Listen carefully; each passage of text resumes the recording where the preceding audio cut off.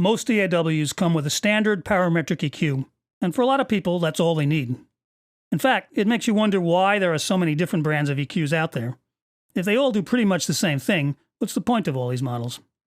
Well, as it turns out, even though EQs may often share a similar set of controls and functions, they don't all do things exactly the same way.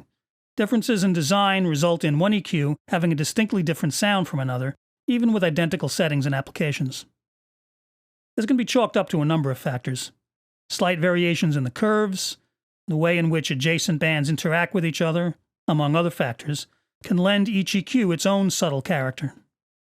With hardware EQs, or virtual EQs that emulate hardware EQs, the components used, like tube-based gain circuits, may contribute to the sonics.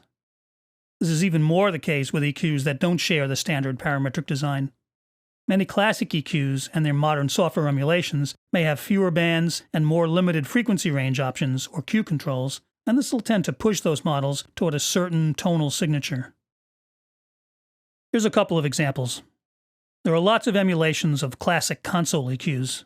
The most popular of these include the EQ sections from classic British consoles like the SSL 4000 series boards, like these 4000E and 4000G EQs from Waves.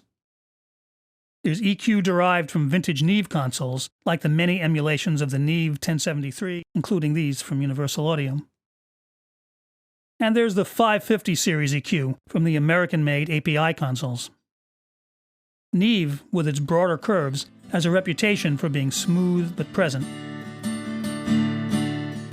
The SSLs are known for a more aggressive quality, tight and crisp. And the API's proportional Q design lends its own distinctive response.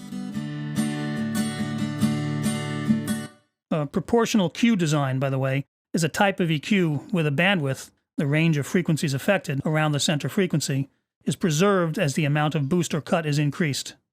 Due to the way EQ bandwidth works in a standard Q design, the band widens as more gain, positive or negative, is applied. The proportional Q design doesn't do this, as you can see.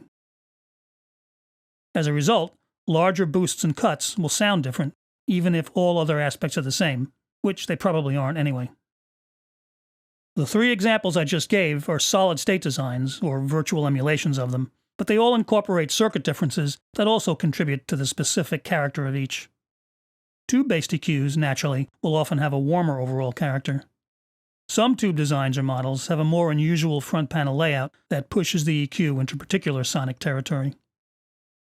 The mother of all EQs is probably the vintage passive tube-based Pultec EQ-P1A.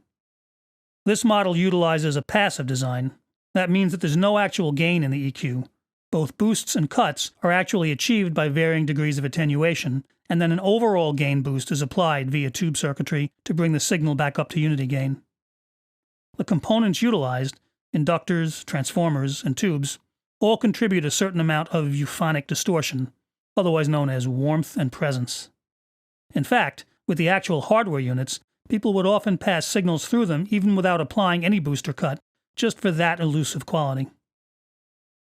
The best of the many hardware and software emulations of this classic design, and others like it, capture this, along with the unique front panel layout. As you can see, there are both boost and cut controls for the same band. The boost and cut curves have different shapes that complement each other, so instead of canceling out, they produce a curve like this. In the low end, the single band can allow for a bass boost that adds heft without boom. Likewise, the high-frequency section can add air without undue harshness. Now, of course, with a modern parametric with more bands, you can emulate this beneficial behavior, if you know about it, but the Pultec just does it for you. Couple the EQ-P1A's high and low frequency EQ with its companion piece, the mid-range MEQ5, and you've got a distinctive sounding EQ section that combines flexibility with vintage warmth and presence.